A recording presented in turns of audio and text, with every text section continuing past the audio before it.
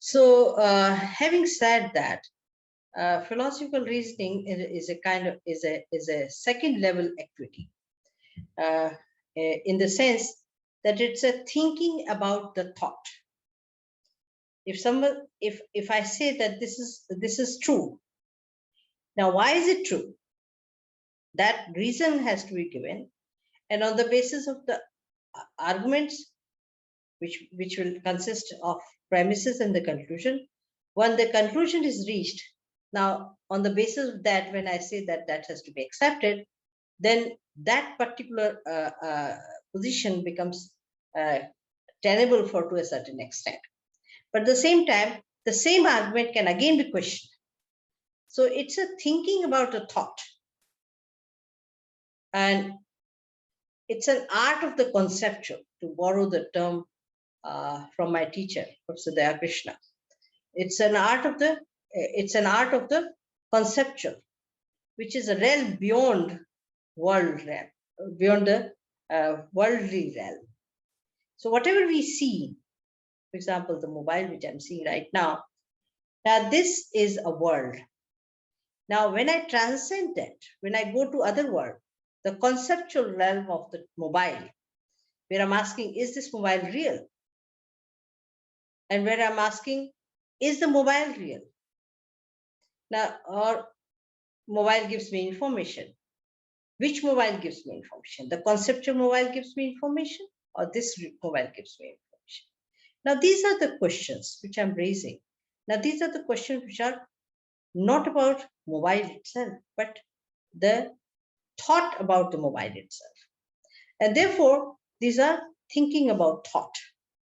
And therefore, this is the art of the conceptual, how one does it in every realm. A realm which is worldly realm.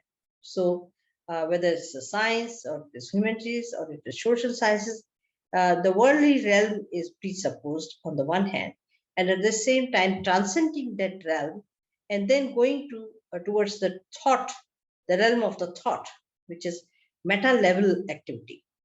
And therefore, that is the art of the conceptual, with which we deal with concepts. So arguments and counter arguments keep us going. On the basis of premises and the conclusions, the arguments could be deductive, it could be inductive, it could be many of different kinds.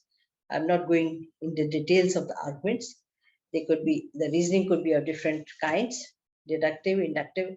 Basically, the two kind of reasonings which we normally have into logic, inductive and deductive, Mill's method and inductive arguments that is used in sciences, and deductive arguments like symbolic arguments where we have axiomatic approach, or you can have a deductive approach with the help of the rules.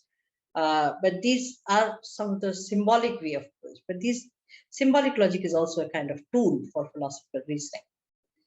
So, and also it could be analytic, as I've said, that we analyze the language which we are using in philosophy. For example, the concept of real. What is the meaning of concept real? Truth. What is the meaning of truth? The language which here is. What is the meaning of good? What is the meaning of right? What is the meaning of ought?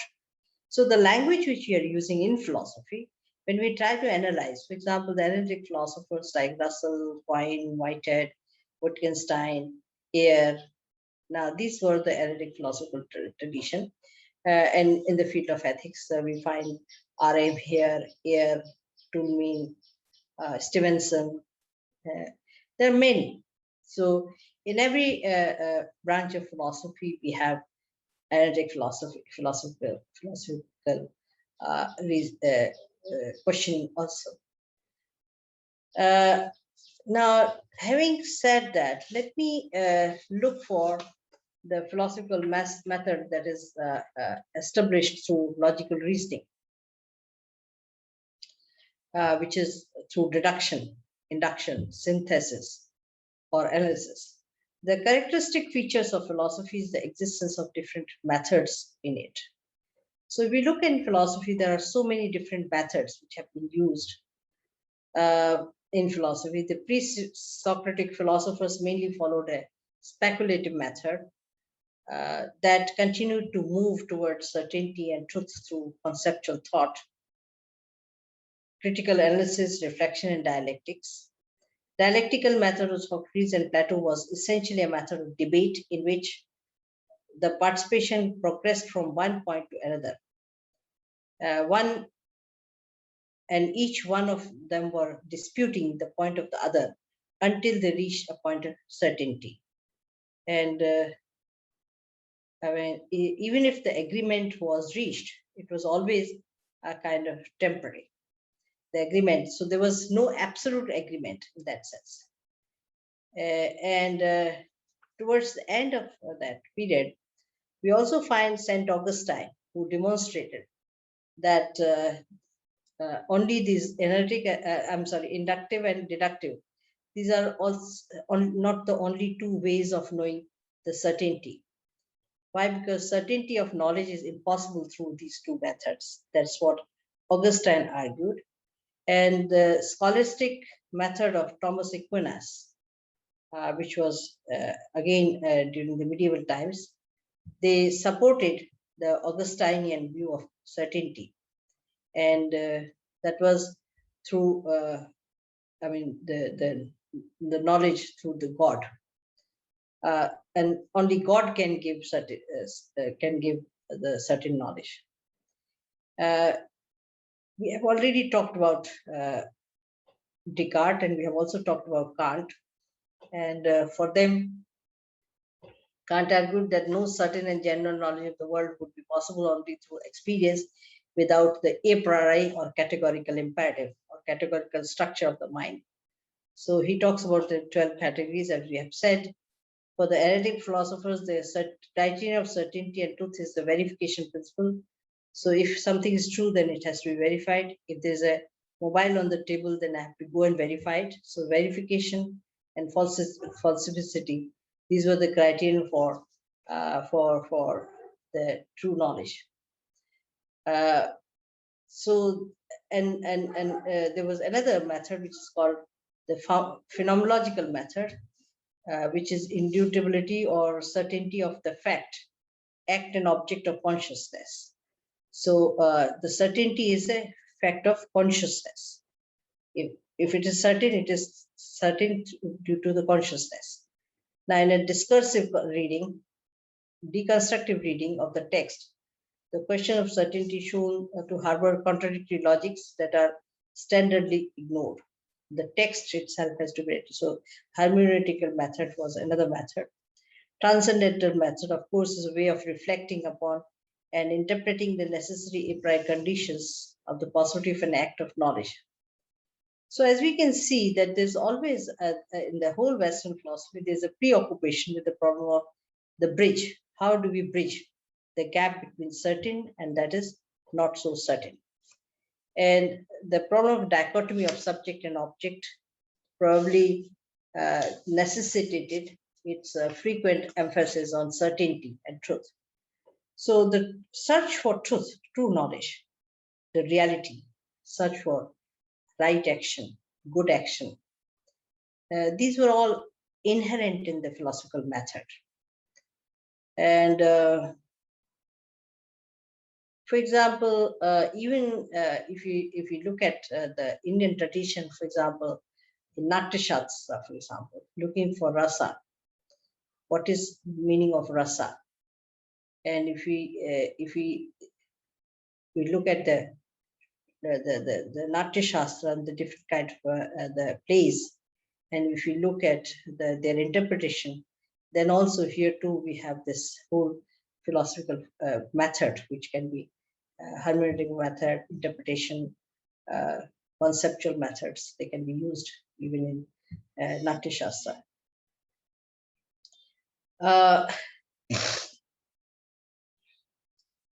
Now, going back to the Greek tradition, basically it was a kind of dialectical method as employed by Socrates, and especially in Republic, displays the characteristics like conversation or questioning and answering, conceptual analysis, and then contradiction and methodological doubt or Socratic irony, criticality, inductive and deductive determination of truth.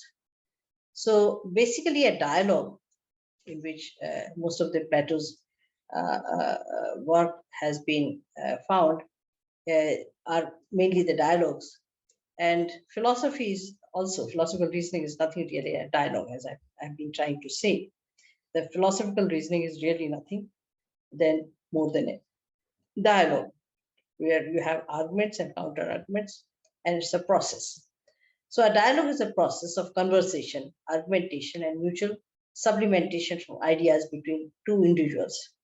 And sometimes it's two individuals, sometimes it could be also just the one individual, her own thoughts, where we can have the argument and counter argument both. So with dialogue, a method has evolved in which the encounters the other thinkers are essential.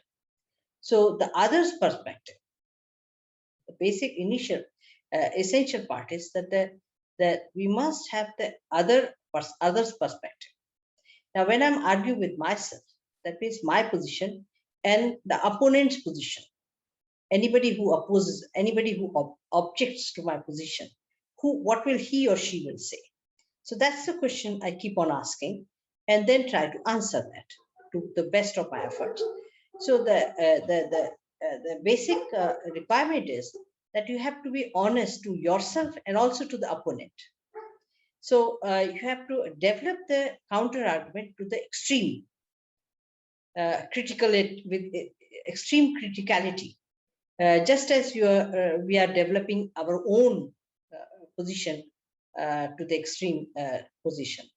So the honesty, intellectual honesty, is presupposed here. If it's not other person, if it's me, it's both, and if the dialogue is within me, then me and my opponent, which is constructed. So the intellectual honesty demands that I would develop others' dialogue in such an extreme position, which will be who can be sympathetic as well as who can see the limitations of this position. So it's not simply a monologue, it's a dialogue which can be formulated and it's against any kind of dogma. So basically it's avoiding the dogmas, contradictions, consistencies, and looking for clarity and looking for more acceptable position. So as a speaker, I'm successful when my words elicit a response. Total silence. Now, it's also possible that after dialogue, to a certain extent, one might just simply keep quiet. Now, if the other person is just keeping quiet, which means the other person is silent, but that does not mean that the whole dialogue has been stopped. That the silence might be temporary. So the dialogue may start. The listener who assimilates what has been said.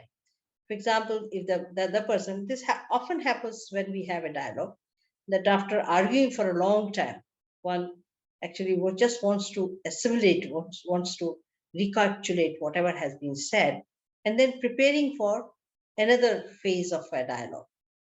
So this can produce again some kind of answer and can stimulate me when I return or the person returns. So the silence does not really mean that it's the end of the dialogue.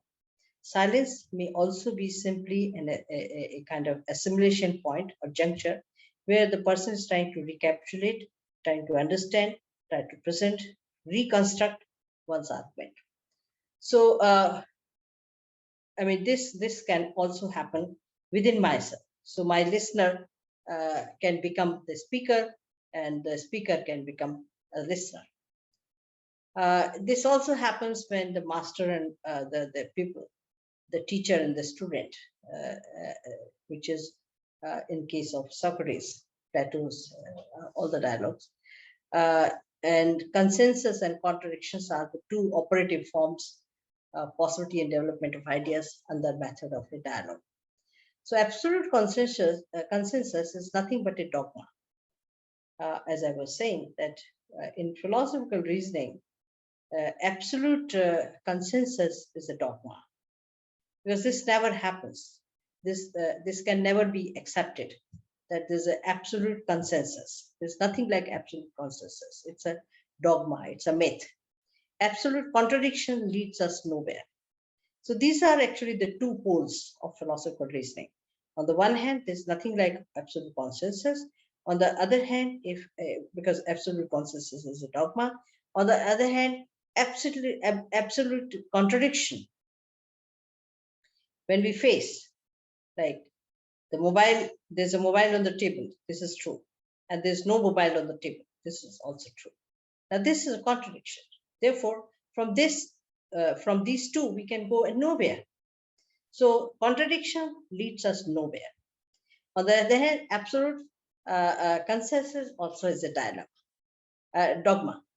In the dialogue, two or more than two thinkers exchange their ideas through argumentation with the aim of the search for truth.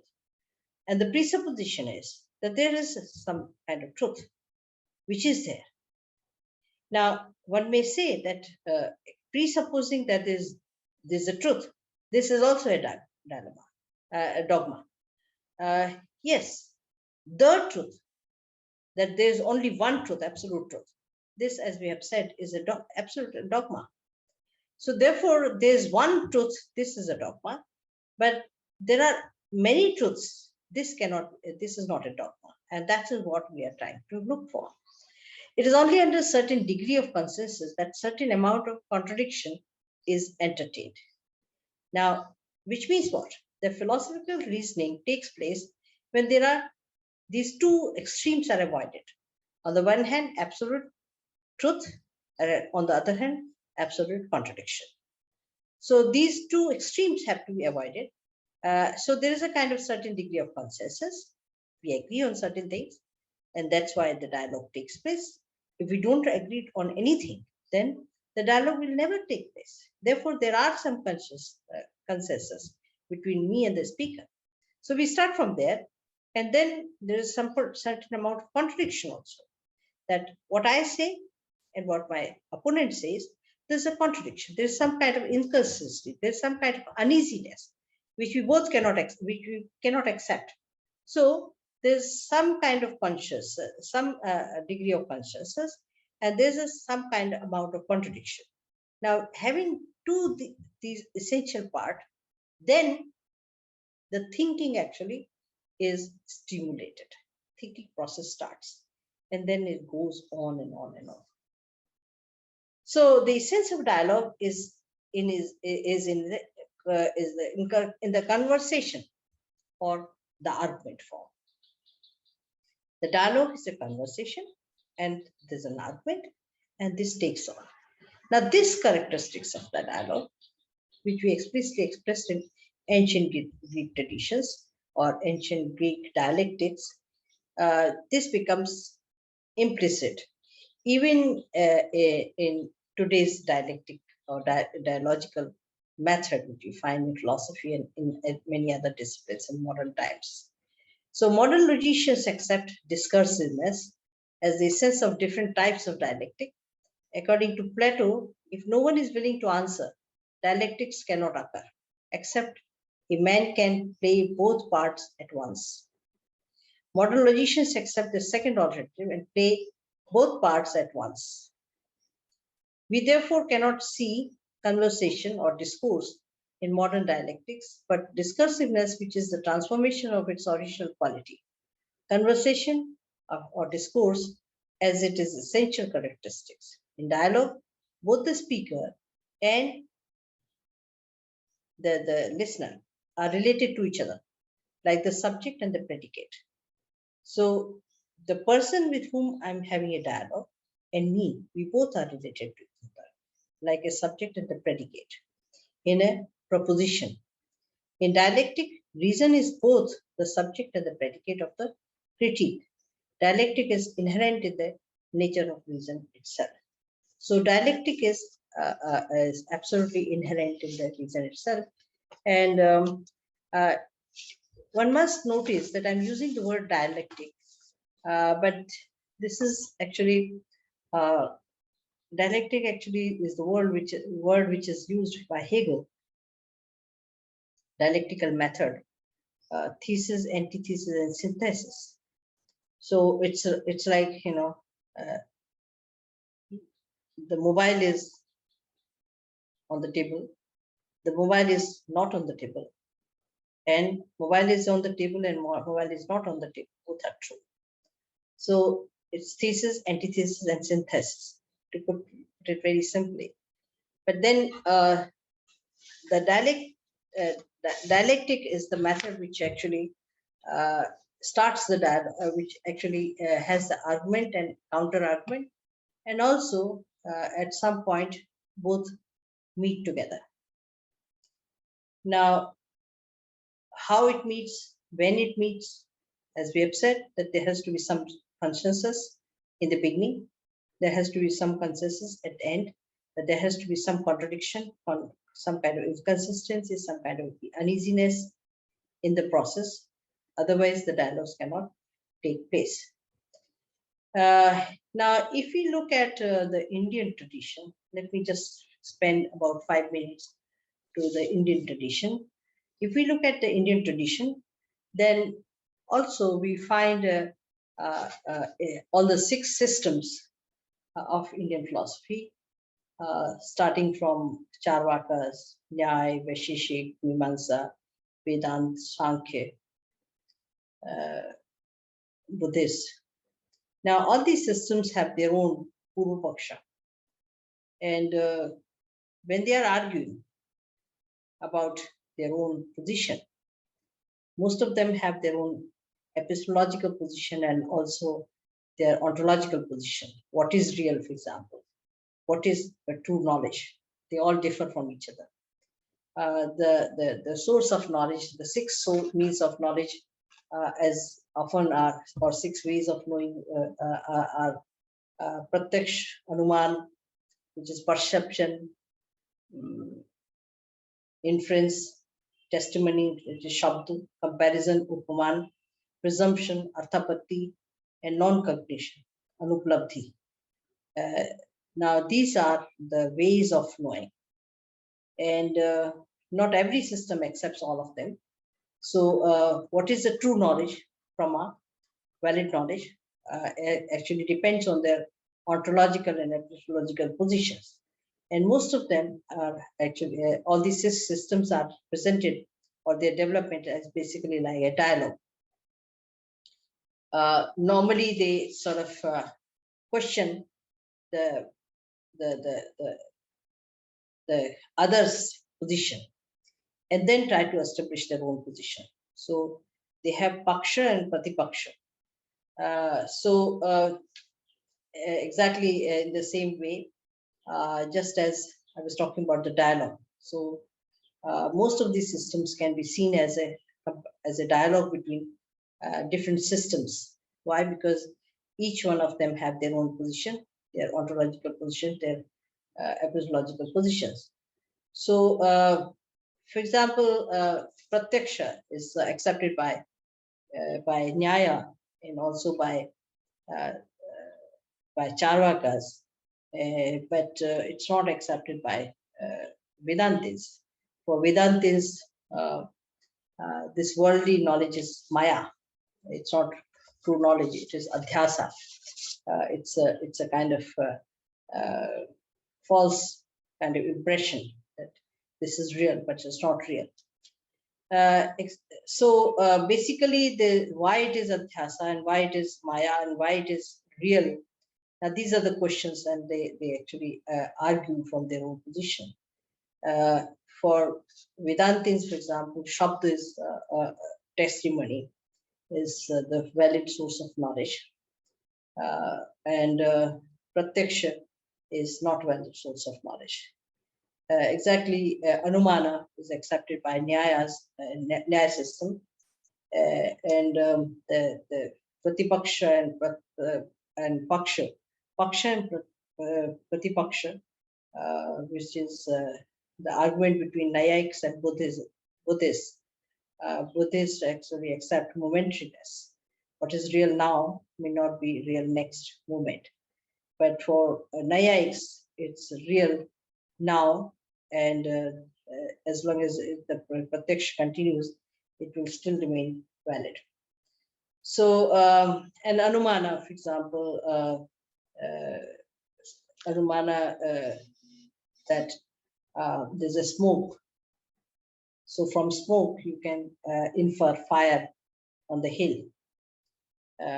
Now, this, whenever we have seen the smoke, there was fire, and there's a smoke on the hill, therefore there must be fire on the hill. Now, this is through the inference. This knowledge is through the inference. Now, some accept this as source of valid knowledge, and some accept that this is not a source of valid knowledge. And the argument goes on and on and on. So, in fact, Amartya Sen's book, Argumentative Indian, is an example where he tries to show that how this Indian tradition, all these 6 systems can be seen as a dialogue, and the dialogical character of these traditions can be seen. So each system has its Purupaksha, and based on their ontological and epistemological presumptions, they argue against each other. Charvakas, Naics against Buddhists, Naics against Sankhya and Vedanta, Vedantists against Buddhists, and Naics, etc. So let me just conclude by saying that philosophical reasoning that I have been discussing is a method or a tool that can be used in any intellectual enterprise or discipline or field of any civilization. All fields of knowledge, such as social, legal, political, literature, history, logic, mathematics, astrology, physics, astronomy, medicine, language, etc., etc. Therefore, philosophical reasoning is a tool which helps us in understanding the foundational questions, raising foundational questions, and looking for answers. Thank you very much.